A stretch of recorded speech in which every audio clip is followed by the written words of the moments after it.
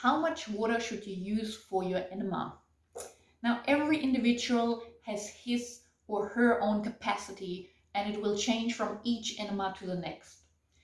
The cleanliness of the colon and the amount of gas present will have a great effect on the volume of water that you can take. Now, 50 or so years ago, most adult patients receiving barium enemas were given 3.5 liters of the barium solution and made to hold it during the X-ray procedure.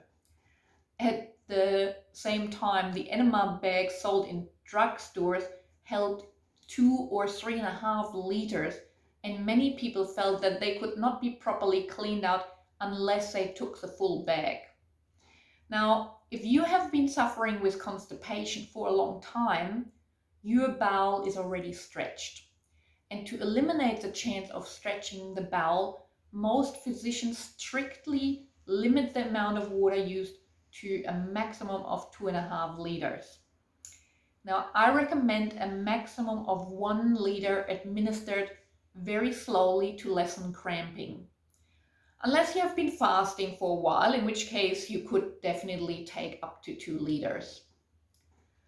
It is important to remember that enemas should never hurt beyond some mild cramping. If you never use force to administer or retain your enema, then the threat of stretching the bowel is essentially eliminated. I suggest to weigh yourself before and then after your enema, so you can see how much the colon has eliminated.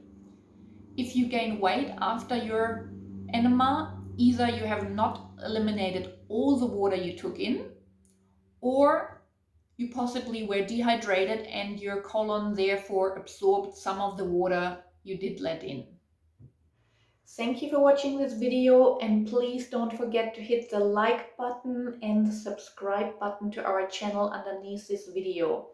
And whatever you do, have a fabulous day and stay healthy.